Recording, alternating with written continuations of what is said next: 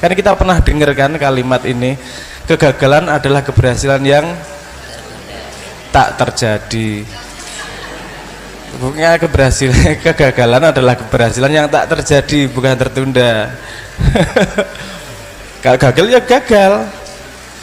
Tidak ada hina dalam kegagalan.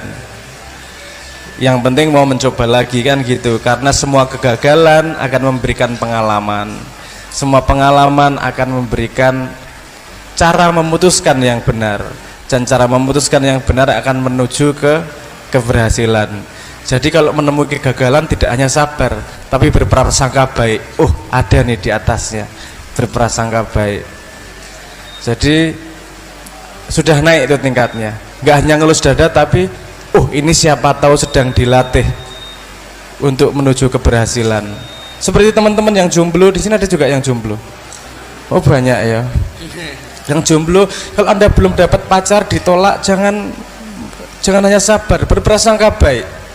Kenapa? Karena Tuhan sedang menyiapkan pasanganmu agar pantas mendapatkanmu. Gitu Bu, cara menghibur jomblo akut gitu. Udah nembak 16 kali ditolak lah, mesake banget tuh itu, disantuni dengan kalimat-kalimat seperti itu. Oke, berprasangka baik, ada nggak kira-kira di atasnya berprasangka baik? Saya belajar lagi di situ.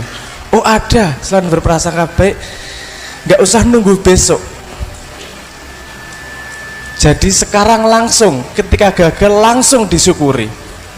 Nggak lagi hanya sabar, tidak juga berprasangka baik, tapi langsung disyukuri. Kenapa disyukuri? Karena setiap kejadian mengandung hikmah. Setiap kejadian mengandung ilmu. Kadang-kadang kita lupa. Kita ngambil ilmu kalau kejadian buruk. Kalau kejadian baik kita tidak mengambil ilmunya, seringnya gitu. Kita kan seringnya dapat kejadian kegagalan, kita ambil hikmahnya. Ditolak, kita ambil hikmahnya. Ngelamar rarain tuh kita ambil hikmahnya. Tapi nek ngelamar ditompo, diambil hikmahnya atau enggak? Biasanya langsung milih tanggal. Orang sempat mikir ilmunya apa sih sebenarnya kan gitu. Jadi ternyata kejadian yang buruk tidak hanya harus disabar, tapi berprasangka baik juga disyukuri. Karena kejadian itu merupakan pintu ilmu terhadap sesuatu yang lebih besar. Tapi ada enggak sih di atasnya lagi bersyukur? Saya menemukan di atas bersyukur ada yang namanya ikhlas. Ikhlas tidak lagi gini, kalau tadi sabar adalah ngelus dada, ya wis lah rapopo kalau menurut anak saya. Yang kemudian yang kedua berprasangka baik, siapa tahu di masa depan ini menjadi lebih baik gitu. Terus kemudian di atasnya lagi bersyukur, nggak usah masa lalu, sekarang aja ini sudah pintu ilmu yang bisa saya ambil. Berikutnya adalah ikhlas. Ikhlas itu gimana? Tuhan memang menyiapkan sebab akibat atau yang disebut sebagai hukum sunatullah, hukum alamnya memang seperti ini. Kalau saya jatuh bukan salah siapa-siapa, memang karena saya tidak berhati-hati, karena memang saya tidak memperhatikan hal-hal yang bisa mencelakakan saya. Jadi besok hari ini saya ikhlas dengan kejadian ini, saya mendapatkan ilmunya, saya akan berhati-hati ke depannya, dan saya sudah selesai dengan kejadian itu. Jadinya ikhlas, ridho terhadap apapun yang diberikan sama Tuhan.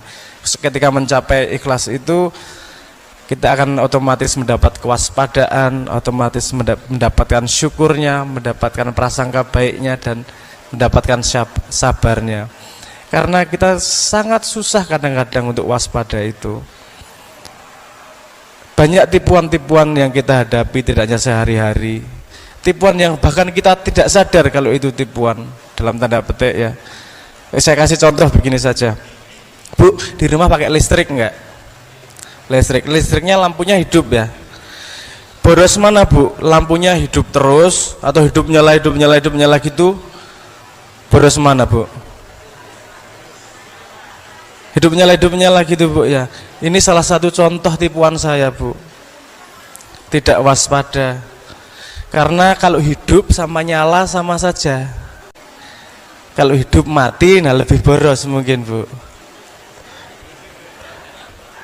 Kalau hidup nyala Apa bedanya? Sama saja. Paham maksud saya ya? Bahwa ternyata kadang-kadang kita tidak waspada, kadang-kadang kita meremehkan hal yang sederhana, kita nyari hal-hal yang besar. Misalnya pengalaman saya sebagai manggung band, manggung di atas panggung ini kok penontonnya malah tertawa-tawa sih, nggak ikut nyanyi sih. Saya nggak menyalahkan mereka, saya mencari apa ya yang salah sama diri saya. Ternyata lali resletingnya belum dinaikin. Nah, misalnya gitu. Ini kejadian berkali-kali itu. Sampai saya sudah malunya hilang. Lupa terus ya. Itu. Oh enggak, kali ini enggak lupa. maaf. Ya. Jadi kadang-kadang rasa ikhlas, rasa syukur itu menghalangi kita untuk menyalahkan orang lain, tapi lebih waspada sama diri sendiri, lebih waspada untuk memperbaiki diri sendiri, tidak menyalahkan orang lain tapi menemukan kesalahan dalam diri sendiri, lebih waspada terhadap hal-hal yang menipu dalam tanda petik sehari-hari, dan lebih memperhatikan hal-hal yang simple tidak diperhatikan padahal ilmunya luar biasa di situ. Saya punya pengalaman muter SMA dalam program yang namanya musik edukasi.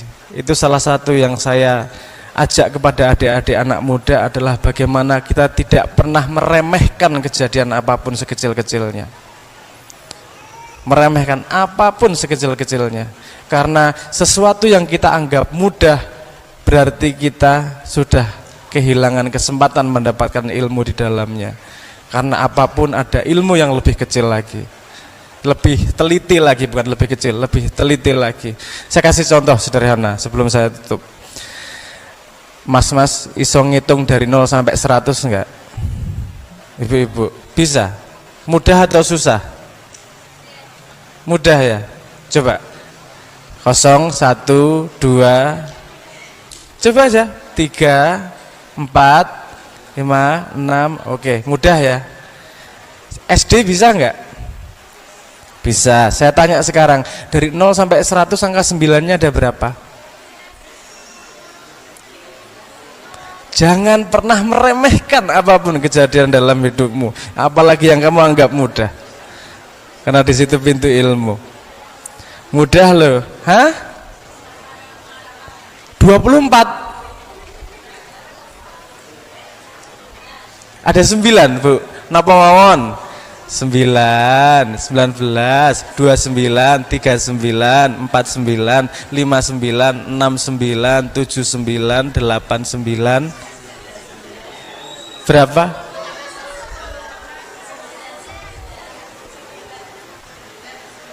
So, 11, 9 sama 99, sebenarnya 2, 11. Nah ini kan ada yang punya pendapat lain? Hah?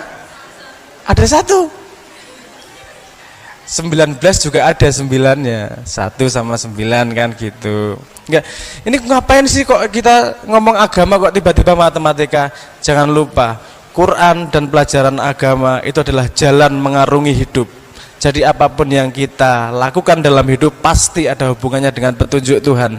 Kalau kita mau membumikan, kita harus bisa ngambil ilmu dari Quran untuk bisa diterjemahkan setiap hari dalam perilaku sekecil-kecilnya. Salah satu contohnya ini tadi urusan kewaspadaan. Jangan pernah meremehkan apapun. Dari 0 sampai 100 angka 9-nya berapa tadi? 11. Ada berapa lagi, Bu? Berapa? Oke, saya jawab saja. Dari 0 sampai 100 angka 9-nya ada 20. 20. Kok banyak amat? 9, 19, 29, 39, 49, 59, 69, 69, 79, 89, 90, 91, 92, 93, 94, 95, 96, 97, 98, 99. Berapa? Udah SD berapa tahun? Pernah ngitung nggak hal sederhana itu? Jadi setahu saya, sepemahaman saya, ilmu Tuhan bertebaran di mana-mana.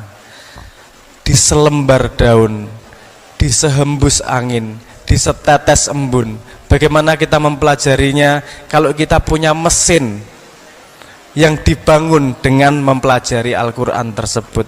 Jadi Al-Quran adalah kacamata untuk memahami kebenaran Tuhan yang lebih luas. Semoga kita semua di sini bisa belajar, tidak hanya sabar, tapi juga berprasangka baik, tapi juga bisa pandai untuk bersyukur dan ikhlas terhadap apapun yang diberikan pada Tuhan. Semoga bisa menumbuhkan kita menjadi manusia yang semakin bisa mendekati Tuhan. Mohon maaf tidak sampai 30 menit karena saya tidak bisa ceramah. Matur nuwun, mohon maaf kalau ada salah kata. Assalamualaikum.